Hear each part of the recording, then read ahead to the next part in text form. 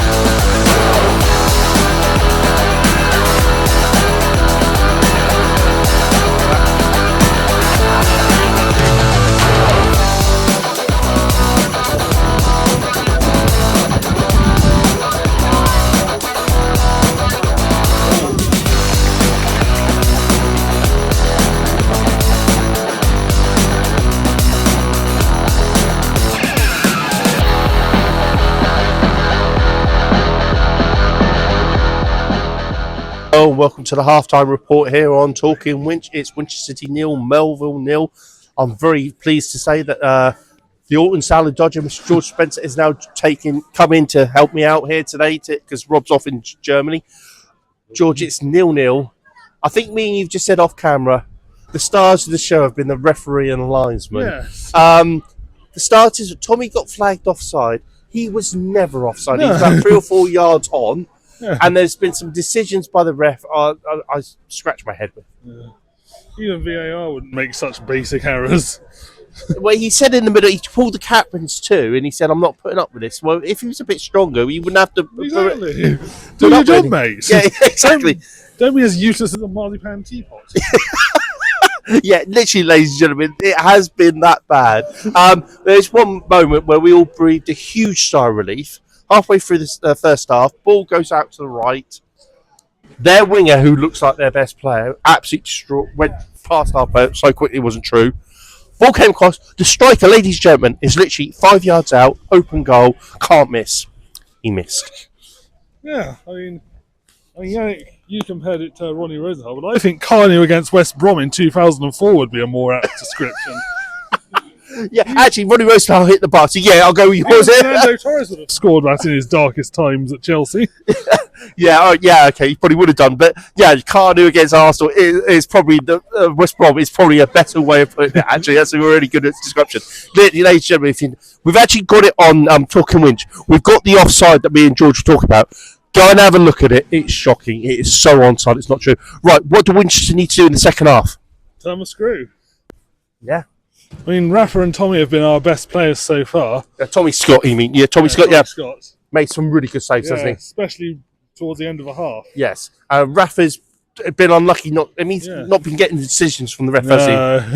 No, maybe referees mates with Luke Kenny. Maybe, but no, he's been our best player on the pitch, hasn't he? Exactly. Yeah. Oh, okay. Well, let's hope for a better second half, and when Pete is back with me at full time. George, thank you for helping me out at full time, and we'll speak to you all at full time. See you then. See you then.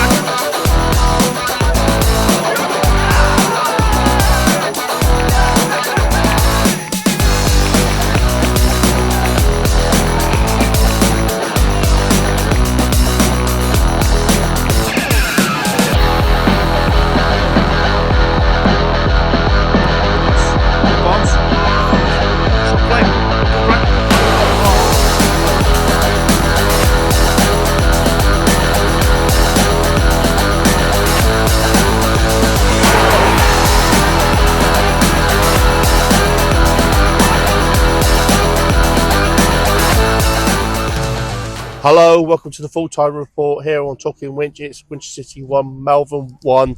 I'm joined by Peter Keane. He's joining me again. Pete, second half, much better performance in the second half for City. After the first half probably was their half. But it feels like a defeat because they scored in the 97th minute. Two good goals in different ways. Brad Walker scores an absolute worldie after great work from Rafa Ramos. They've scored a really good header, to be fair. But it honours even maybe in a way. After we look at this tomorrow, it'll feel like a right result, 1-1.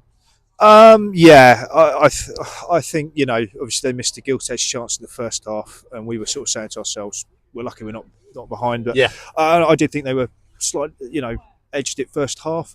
The second half, I thought we were a lot better, and and when Brad scored absolute weldy. Brilliant finish. Yeah, after good work, like you say, from Raf. And I thought we were defending really well. I thought we looked solid. And I thought, hopefully we're going to see this out. Thought brilliant win, then that brilliant delivery in late in to the game, and then bullet header. Yeah. What can you do? It like you say, I thought we defended well. I thought we were brilliant today, particularly second in that second half. And yeah, it does feel a bit like a defeat. But on reflection, like you said, maybe a draw's a fair result. But you know, they're a very good team, by the way, Malvern. I can see why they're second. Exactly. Yeah, I will go that. Yeah, gutted. Yeah. Also, a quick word, and I know he's had his critics this season, but I thought Tommy Scott today was outstanding. Made some really, really good saves, big saves. Yeah, it sort of kept us in the game in the first half at times. In the second half, you know, like I say, when they could get through our defence, he was the last line. Yeah. And he produced some top saves. No, brilliant. Like you say, I don't think you can knock any of the lads today. Again, stepped up, played well. And I mean, I can imagine Davo must feel sick because so close to pulling off an absolutely brilliant result. Yeah. Wasn't to be, unfortunately. No, and also another word on Luke King, who again was magnificent at the centre of our defence. Unfortunately, went off last 10 minutes, and we looked at each other when that happened. He is a big reason why we were doing so well defensively. Yeah, like you say, when he went off, I was just thinking, you know, lost him in the centre of defence and. Him and might made a Winchester, difference. I mean, it might not have. You don't know. No. But we were playing so well. I just hope it's nothing too serious. And I agree. Back next week for our trip to Melksham. Melksham, yes, exactly, yes. We're now joined by Super Craigie Davis. Davo, we've got a 1-1 draw today. We just said on Talking Winch, it feels like a loss. Yeah. But they're a really good side. We've put in a hell of a shift today. It must be a sense of pride but frustration at the same time.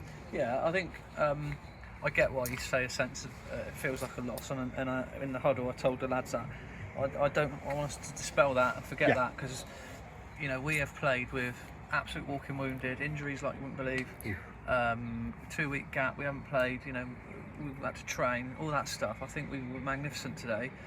The luck is just not on our side at the minute. That's an absolute fact. You know, even to the point where Keane gets injured in the 90th minute, has to come off, so we've got a big lad out of the box, which is what they end up scoring from. The referee, that, you know, I can't really begin to describe my thoughts on what he did today. I thought he was dreadful. How the lad didn't get sending off, I don't know if you mentioned that. Yes, half we time. did. Yeah, absolute nonsense.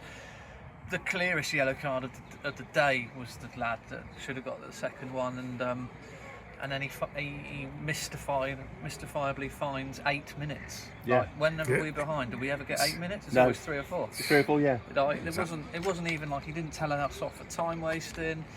It was only like 2 injuries throughout the whole of the half.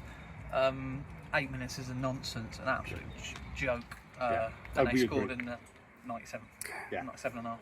So there we go. Yeah. Sounds like moaning, and people can think I can moan all they want.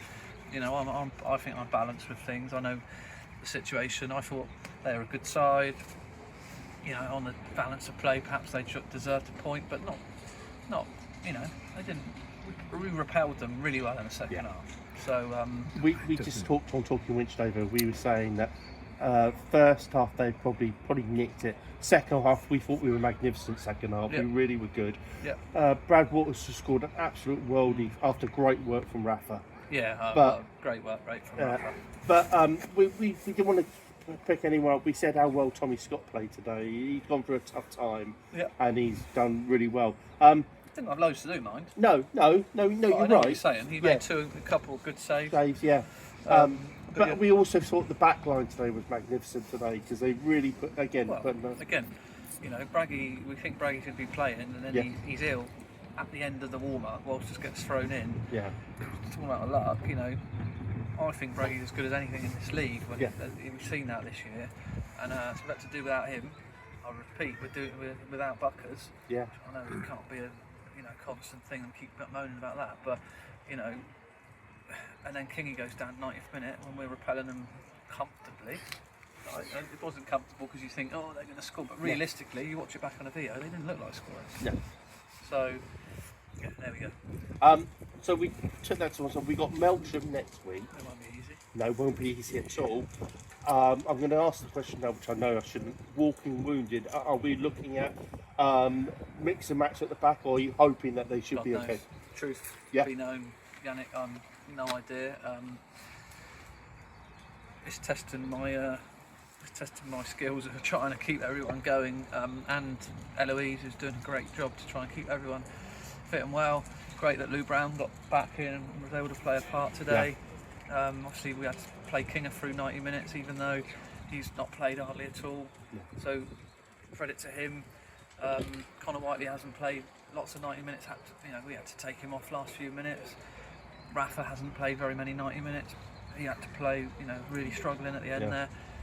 We're going to have to do some sort of miracle stuff recovery-wise, and then go to Melksham, who are a good side, and new managers to come in, and they got some good players there. They play a good brand of football, nice place. I don't know what the pitch is like there. Usually good, but obviously difficult in these conditions. Yeah.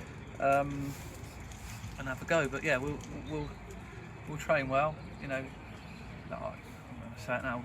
We're really lucky to have Colden Commoneer from a financial perspective, but it's we couldn't train Thursday, so lads came in, and this is also not known a lot. A third of half the group came in at 5 o'clock to train from 5 till 6:30. People, we couldn't get everyone there. They have to work till 5:30. So mainly the younger players were able to come in, and me, and we trained. So we weren't able to train properly on Thursday, and this all adds on to the issue and the challenges that we've had. But I'm all right with today. I'm really gutted. I don't want it to feel like a loss. I get why you said it, and I don't knock that. I know why some of the lads are feeling like that, but my job is to go, no, that's not a bad point. We haven't lost any ground. Shaftesbury lost unexpectedly. Let's take some positives out. Yeah, okay. We'll leave it on that note, David. Thank you for your time, and we'll look forward to seeing you next time. Melksham, yes, exactly, yes. Where everyone else should be back from Talking Winch. Where Incomparable and Club Stalk should be back. Thank you for stepping up today, mate. No problem. And we'll try and see if I can get hold of David, because it'll be really interesting to get his reflection on today's game. But as Pete's all rightly said, we will see you next week. We're at Melksham. As we say, same Winch time, same Winch channel.